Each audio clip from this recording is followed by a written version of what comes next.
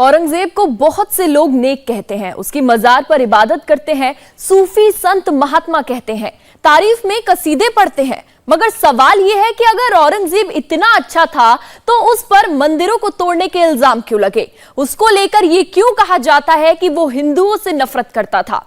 आपने औरंगजेब की तमाम कहानियां सुनी होंगी, औरंगजेब पर तमाम लिटरेचर भी पढ़े होंगे, लेकिन क्या आप जानते हैं कि औरंगजेब ने मंदिरों को क्यों तोड़ा? हिंदुओं से उसे नफरत क्यों थी? इस सवाल का जवाब आपको इस रिपोर्ट में मिलेगा। औरंगजेबी सोच पर पूरा विश्लेषण इस रिपोर्ट में देखिए।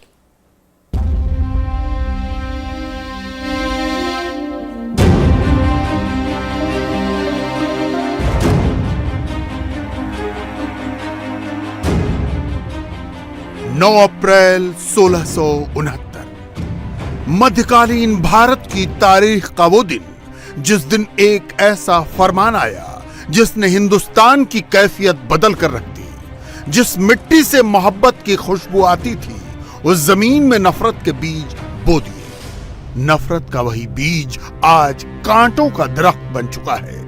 हिंदुस्तान का सबसे बड़ा मसला बन गया है। गंगा जमनी तहजीब का सबसे बड़ा सवाल बन गया है। 9 अप्रैल 1669 को फरमान जारी किया था हिंदुस्तान के उस दौर के बादशाह औरंगजेब आलमगीर ने।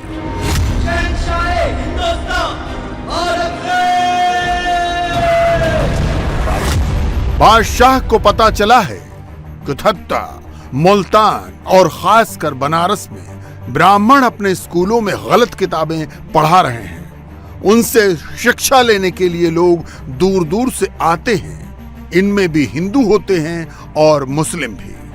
बादशाह इस्लाम का शासन कायम करना चाहते हैं, इसलिए सभी प्रांतों के गवर्नर को आदेश है कि काफिरों के स्कूल और मंदिर ध्वस्त कर दिए जाएं। ये कोई कहानी नहीं है, न ही कोई अफवाह है। औरंगजेब के चरित्र का वो प्रमाण है जो उस पर सवाल खड़े करता है। उसे हिंदू मंदिरों का विध्वंसक बादशाह कहता है, हिंदुओं के साथ अत्याचार करने वाला राजा बताता है। मुगल बादशाह का एक बेहद खास सचिव इनायतुल्लाह खान कश्मीरी, उसने साकी मुस्तैद खान को औरंगजेब के शासनकाल का रिकॉर्ड दर्ज करने के लिए नियुक्त किया था। और मुस्तैद खान ने ही मासरे आलमगीरी में शाही दरबार की सारी कार्यवाही और पत्राचार को सिलसिलेवार ढंग से मासरे आलमगीरी में लिखा है। औरंगजेब के शासन के 12 साल चैप्टर के 55 नंबर के पेज मुस्तैद खान ने यह लिखा है। देखिए, औरंगजेब कितना कुख्यात बादशाह था, इसका उल्लेख भारत में दर्जनों इतिहासकारों ने किया है, अनेक विदेशी इतिहासकारों ने किया है। और पुस्तक तो छोड़िए, उसके जमाने के जो गवर्नमेंट ऑर्डर्स हैं, जैसे आज की डेट में आप कहते हैं ना, पत्रावली उपलब्ध है शासनादेश की। एक होता किताब में लिखा है कि ये किया इस सरकार ने, और एक होता है गवर्नमेंट ऑर्डर। तो वो जिसमें मसीरे आलमगीरी कहते हैं, जिसमें उसके जमाने के दिए गए फतवों का उल्लेख है, उसमें स्पष्ट रूप से लिखा हुआ है कि जैसे 10 अप्रैल 1669 को कहा गया कि मुल्तान, कटक और वाराणसी में इतने इतने मंदिर तोड़ देने हैं। फिर 2 जून को बाकायदा फिर compliance of the government order, वो डॉक्यूमेंटेड है।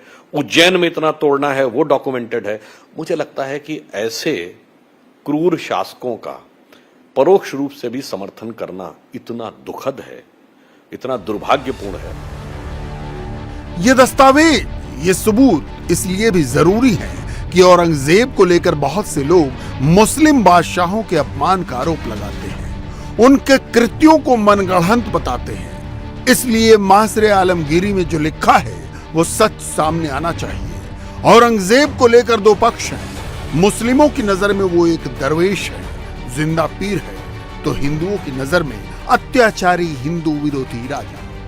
इतिहासकारों में भी 2 मत है, लेकिन मासरे आलमगीरी औरंगजेब का सबसे ऑथेंटिक दस्तावेज है। और इसी दस्तावेज में 2 सितंबर 1669 की एक और बात लिखी गई है। दरबार में खबर आई है कि बादशाह के आदेश के बाद बनारस में विश्वनाथ का मंदिर गिरा दिया गया। 350 साल पहले औरंगजेब का आदेश था, विश्वनाथ मंदिर गिरा दिया गया और आज उसी विश्वनाथ मंदिर पर अब हिंदू अपना दावा कर रहे हैं। मुस्लिम पक्ष ये मानने को तैयार नहीं है मस्जिद से शिवलिंग जैसी आकृति मिली है, गुंबद मिला है, हाथी, कमल, स्वास्तिक, त्रिशूल जो मंदिर में होता है सब मिला है। मामला कोर्ट में पहुंच चुका है, लेकिन यह भी सच है कि औरंगजेब का वो फरमान भी मिला है जिसमें बनारस के विश्वनाथ मंदिर को तोड़ने का औरंगजेब ने जो फरमान जारी किया था। देखिए, ज्ञानवापी शब्द में मैं कहना चाहूंगा बहुत आश्चर्य की बात है। हमारे यहां तो काशी का भी उल्लेख है, गंगा का भी उल्लेख है, ज्ञानवापी का भी उल्लेख है अनेक हिंदू धर्मशास्त्रों में। काशी गंगा के लिए क्या कहते हैं? गंगे च यमुने च गोदावरी सरस्वती नर्मदे सिंधु कावेरी जलेस्मिन सन्निधिम कुरु।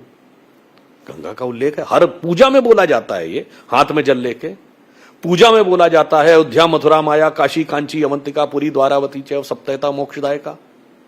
फिर आइए, हमारे यहां लिंग पुराण में और स्कंद पुराण में लिखा है कि देवस्य दक्षिणम भागे वापी स्थिति शोभनम तस्योदकम पीत्वा पुनर्जन्मम न विद्यते। यानी देव के दक्षिण भाग में वापी सुशोभित है और उनका जल पीने से जन्म जन्मांतर का चक्र से मुक्ति हो जाती है। और मजे की बात यह है कि जो जन्म जन्मांतर को मानते नहीं वो पानी पी पी के कह रहे हैं कि नहीं साहब वो ठीक है।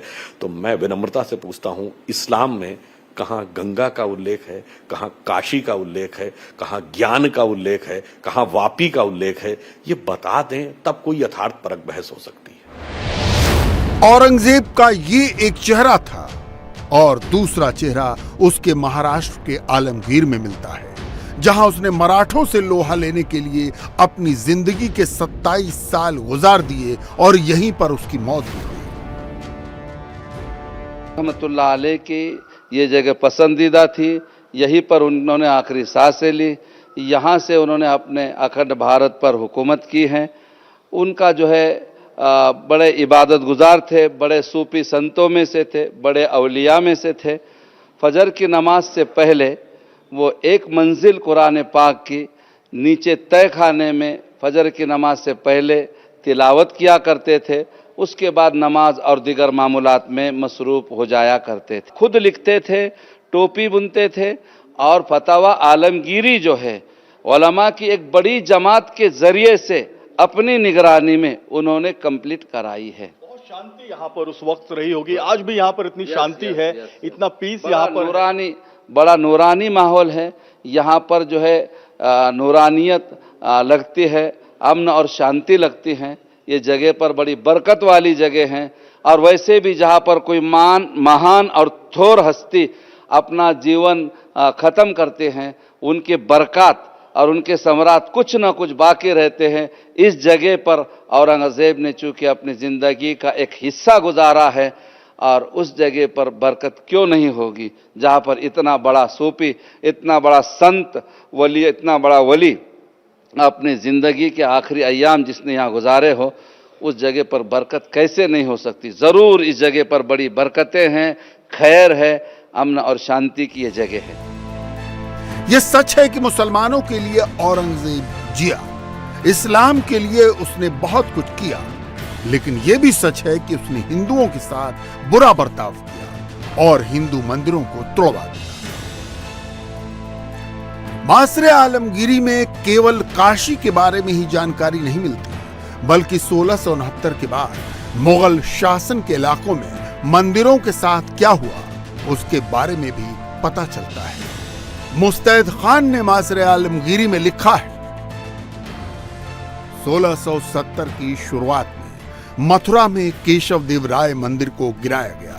इसके बाद औरंगजेब के ही आदेश पर राजस्थान, महाराष्ट्र और मुगलिया सल्तनत के दूसरे हिस्सों में मंदिर ध्वंस किए गए। जब मथुरा के केशव राय मंदिर को तोड़ा गया, तब वहां के माहौल के बारे में भी मासरे आलमगीरी में लिखा है, शहंशाह के धर्म की शक्ति और ईश्वर के प्रति उसकी निष्ठा की भव्यता के इस उदाहरण को देखकर गर्वीले राजा हतप्रभ रह गए और सख्ते की हालत में दीवार की ओर रुख किए बुतों की तरह खड़े हो गए। जिसने अपनी आंखों से देखा जिसने उस क्षण को महसूस किया वो सब कुछ लिपिबद्ध है।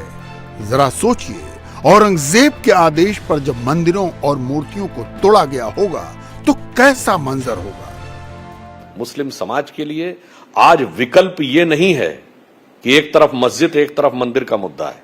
उसके सामने आज ऐतिहासिक मौका है कि वह यह संदेश दे सके कि मुगलिया मानसिकता की विरासत को ओढ़े रहना है, यानी ओढ़ना है या छोड़ना है। 21वीं सदी में उन पुरानी बातों को भूलकर नए सिरे से आगे बढ़ें।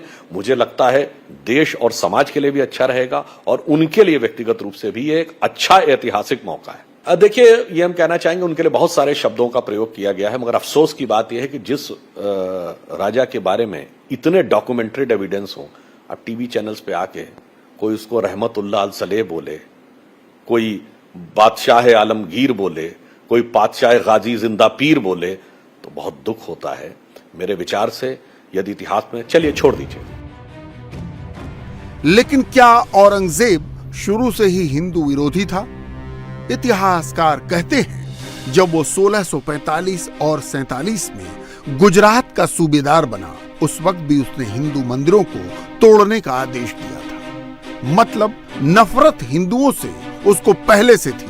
लेकिन सन 1666 में आगरा की कैद से शिवाजी के पलायन के बाद औरंगजेब ने खुले रूप से हिंदू विरोधी मुद्दा अपना लिया।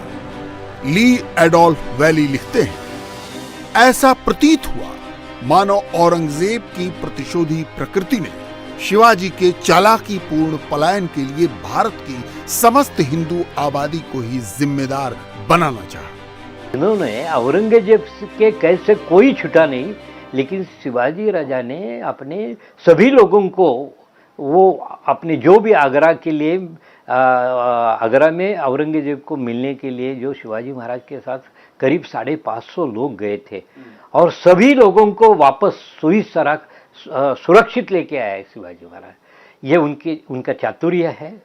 और वो अपने आप को भी उन्होंने बचा के औरंगजेब को उन्होंने मात करके वो अपने महाराष्ट्र में आए। अच्छा, और ये इसका औरंगजेब के लिए ये उसको बहुत बड़ा एक उनके ऊपर ये हम क्या बोल सकते हैं, उनके ऊपर उन्होंने अपमानित महसूस करा। अपने जानी दुश्मन छत्रपति शिवाजी के पलायन के बाद मानो औरंगजेब इतना तिलमिला गया कि उसने हिंदू प्रतीकों को मिटाना शुरू कर दिया। ये कहते हुए मनोरंजन के लिए समय नहीं, शाही मंडप में संगीत पर रोक लगा दी। हिंदू संगीतकारों गायकों को हटा दिया। हिंदू गायकों संगीतकारों का वेतन बंद कर दिया गया। दिल्ली आगरा के कुछ महल मंडपों की दीवारों के भित्ति चित्रों को नष्ट करा दिया। जयमाल और फत्ता की हाथियों की बैठी मूर्तियों को, जिन्हें अकबर ने आगरा के किले में स्थापित कराया था, उसे तोड़वा दिया। होली दिवाली पर पाबंदी लगा दी। हिंदुओं से जुड़े हर प्रतीक को नष्ट करवा दिया। हिंदू ज्योतिषियों को बेइज्जत करके निकलवा दिया, जबकि मुस्लिम ज्योतिषियों को संरक्षण दिया। झरोखा दर्शन को हिंदुओं से जुड़ा मानता था, इसे भी बंद करा दिया। औरंगजेब ने यह सब किया बहुसंख्यक आबादी के साथ अत्याचार की सारी हदें पार कर दी। शिवाजी से बदला लेने के लिए वो 27 साल तक औरंगाबाद के आलमगीर में पड़ा रहा और यहीं उसकी मौत हो गई।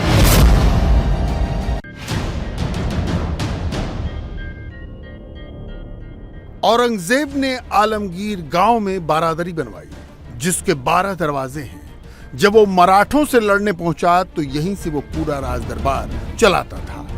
मुगलिया सल्तनत की छोटी राजधानी बन चुकी थी आलमगीर। ये देखिए जो हमारे पीछे यहाँ पर नजर आ रहा है, ये वो बारीदरी है जहाँ से उसी वक्त का ये वास्तु है, यानी उसी वक्त की ये इमारत है। करीब 350 साल पहले की ये इमारत है। इसके 12 दरवाजे हैं, यानी कि चारों तरफ इसके 12 दरवाजे हैं, इसलिए इसको बारीदरी बोलते हैं। और ये एक राज दरबार हुआ करता था बादशाह औरंगजेब का।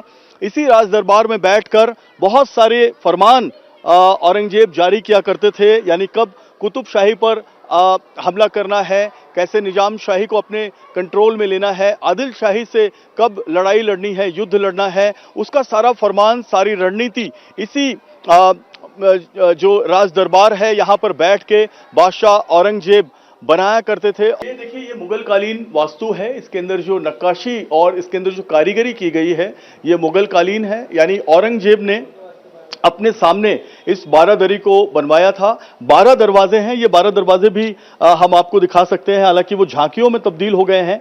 1, 2, 3, 4 और 5 इस तरफ है, आप इस तरफ से देख सकते हैं। एक छठवां यहां पर है, और अगर हम पीछे दिखाना चाहें तो 7, 8, 9, 10 और सामने के 2 दरवाजे, यानी कि जो 11 दरवाजे हैं वो झांकियों में तब्दील हो गए हैं, और जो 12वां दरवाजा है वो फ्रंट दरवाजा सामने नजर आ रहा है।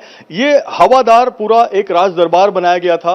उस वक्त यहीं से बादशाह औरंगजेब अपनी पूरी हुकूमत को चलाते थे। सल्तनत किस तरह से उनकी चले, सल्तनत पर कैसे उन्हें नजर रखनी है, और जो उनकी दिल्ली का जो तख्त है, जहां पर दिल्ली में उनका मंत्रिमंडल था, उस मंत्रिमंडल को कैसे दिशा निर्देश देना है, ये तमाम जो रणनीति है वो इसी बारादरी राजमहल में बनाई जाती थी। बारादरी राजमहल के हम उस हिस्से में आए हैं जो राज दरबार का बहुत अहम हिस्सा है। ये वो जगह है जहां से बादशाह औरंगजेब अपनी सेना को संबोधित किया करते थे। एक तख्त यहां पर लगाते थे, और उस तख्त के ऊपर बैठ के सामने जो मैदान हुआ करता था, उस मैदान में जो लाखों सैनिक थे उनको संबोधन और उनको जो नियोजन का कार्यक्रम है वो होता था। ये नक्काशी मुगल कालीन नक्काशी है। औरंगजेब ने जितने भी अपने समय में वास्तु बनाने का काम किया, उस वास्तु में ऐसे ही मुगल कालीन नक्काशी का इस्तेमाल किया गया। दिल्ली का जो लाल किला है उसमें जो मोती मस्जिद है वो भी बताया जाता है कि औरंगजेब ने बनाई, और उसमें भी इसी तरह की नक्काशी है। इसी बारादरी में बैठकर औरंगजेब ने फतवाए आलमगीरी, जिसे फतवाए हिंदिया कहा जाता है, वो भी लिखी। यहीं पर औरंगजेब ने कैदगाह भी बनवाई थी। ये कमरे जैसे अभी पुराने लोग तो बताते हैं कि ये कैद खाना बोल के उसको इस्तेमाल किया जाता था। बाकी इसके अलावा इसकी कोई तारीख तो हमारे पास है नहीं, पर ये कमरे उस दौर के हैं, पुराने उस दौर के, यानी कि 1681 के बाद बनाए हुए कमरे हैं। यानी कि औरंगजेब ने अपने सामने इसकी वास्तु की बुनियाद रखी। ये वास्तु की बुनियाद तो कैसी रखी है तो नहीं पता, पर उस दौर के कमरे हैं ये। उस दौर के कमरे, यानी औरंगजेब जब यहाँ पर आए उसके बाद बने हुए कमरे। हाँ, उसके बाद। तो ऐसा बताते हैं कि ये कैद खाना है, और इसकी जो डिजाइन है वो भी हम आपको दिखाएंगे। देखिए बाहर अंदर जो है, जो कमरे के अंदर की जो चीजें हैं वो हम आपको बताना चाहेंगे कि अंदर की जो डिजाइन है वो उसी तरीके की है। दिया रखने के लिए उस समय रोशनी नहीं होती थी, तो दिया रखने का एक गौखा बना हुआ है, इसे गौखा कहते हैं उत्तर भारत में, और महाराष्ट्र में इसे यहाँ पर ढेबरी कहते हैं। ये यहाँ पर एक छोटा छोटा गौखा बना हुआ है जिसके अंदर दिए रखे जाते थे, और उसी वक्त की ये अंदर की वास्तु है। जीवन के अंतिम साल औरंगजेब ने यहीं बिताए। यहीं रहकर वो टोपियां सिलता था और उसकी कमाई से अपना खर्च चलाता था। कहते हैं कि उसने जो भी अपने जीवन में किया उसका प्रायश्चित करता था।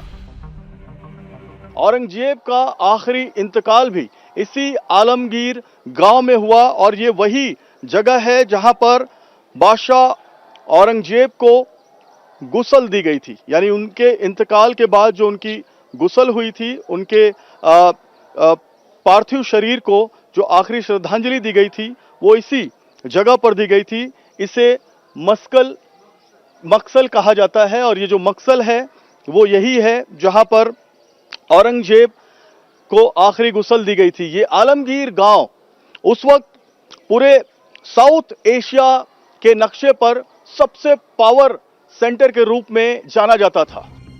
औरंगजेब यहीं दफन किया गया। यहां मरने के बाद उसे गुस्ल दी गई। इसी जगह पर आज एक चबूतरा बनाया गया है। इस चबूतरे के नीचे औरंगजेब के शरीर से मरने के बाद दिल, लिवर और दूसरे अंग निकाल कर दफन किए गए थे, और उसके बाद उसके मृत शरीर पर विशेष लेप लगाकर उसका शरीर अहमदनगर के इस आलमगीर गांव से 126 किलोमीटर दूर खुलदाबाद में ले जाकर दफनाया गया। अहमदनगर जिले से करीब 126 किलोमीटर दूर है औरंगाबाद जिले का ये खुलदाबाद गांव। औरंगाबाद जिला, जिसका पहले नाम खड़की हुआ करता था, सन 1682 में जब औरंगजेब इस खड़की जिले में आया तो खड़की जिले का नाम बदलकर उसने औरंगाबाद कर दिया। औरंगजेब ने अपनी वसीयत में ये लिखा था कि अगर उसकी मौत होती है तो उसके जनाजे को इसी औरंगाबाद जिले के खुलताबाद गांव में लाकर दफनाया जाए। आखिर क्या कड़ी जुड़ी थी औरंगजेब की इस खुलताबाद गांव से, हम गांव के अंदर चलकर आपको इसकी असलियत बताते हैं। औरंगाबाद के इस खुलताबाद गांव में लाया गया। यहाँ पर उनके जो गुरु हैं जैनुद्दीन ख्वाजा चिश्ती जी, उनकी मज़ार, उनका कब्र है और उनकी एक हार्दिक इच्छा थी, उनके मन की इच्छा थी कि उनके गुरु के कब्र के बगल में ही उन्हें दफनाया जाए। इस बारे में हम बात करते हैं यहाँ के स्थानिक और हिस्ट्री के जानकार एडवोकेट जी से। सर, आप बताएं कि इस पूरे मामलात में आप क्या कहना है? मैं एडवोकेट फैसरुद्दीन नगर सेवक हूँ, यहाँ पर एक्स मेयर हूँ। असल में हज़रत औरंगज़ेब आलमगीर रहमतुल्लाह अलैह जो है, इनका इंतकाल तकरीबन 450 साल पहले हुआ था नगर में। अब उनकी ख्वाहिश थी कि यहाँ पर जो हज़रत ख्वाजा ज़ैनुद्दीन शिराज़ी रहमतुल्लाह अलैह है, वहाँ उनको दफन किया जाए। उनकी ख्वाहिश के मुताबिक उनके लड़के हमारे क्या नाम है उनका, आज़म शाह ने यहाँ लाए, उनकी तदफीन हुई। दरअसल ये एक बड़े बादशाह है और इन्होंने यहाँ पर आए थे तकरीबन 350 साल 400 साल पहले, और इस मज़ार को अपना गुरु पर हाथ रखकर इन्हें गुरु माना था। और उनको यहाँ पर जो है शांति मिली थी, नेचुरल पीस, उनको जो भी चाहिए था मिला था। उनकी वसीयत ही ऐसी थी कि जो मैं टोपी सी के और कुरान शरीफ लिखकर जो पैसे जमा किया हूँ, उसी में मेरा कफन दफन किया जाए।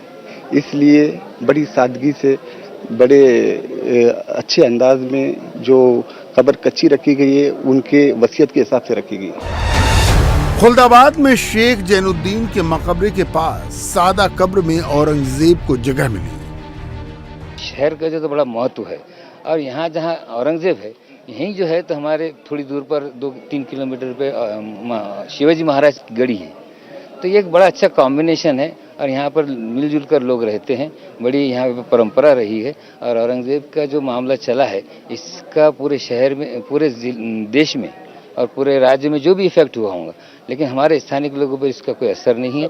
सब मिलजुल कर रहते हैं। गंगी जमनी तहजीब का एक गहवारा है, एक यहाँ पर उसका प्रथा रही है, एकता का यहाँ पर प्रतीक रहा है हमारा शहर, और इस बात का हमें बड़ा गर्व है। औरंगजेब क्या था? औरंगजेब ने क्या किया? जो किया उसे इसी जन्म में मिला, मरा तो कोई पूछने वाला भी नहीं था। औरंगजेब के अंतिम सफर की कहानी एडोल्फ वैली ने कुछ ऐसे सुनाई है। जिन गलियों से होकर उसका जनाजा निकला वो शांत और निर्जन थी। उस शहंशाह के लिए किसी ने आंसू नहीं बहाए, जिसने अपनी प्रजा पर शासन तो किया, लेकिन उन्हें ना तो समझा और ना ही कभी प्यार किया। इंडिया टीवी हर वक्त हर जगह डाउनलोड करने के लिए सर्च करें India TV news Google play store या ऐप स्टोर पर।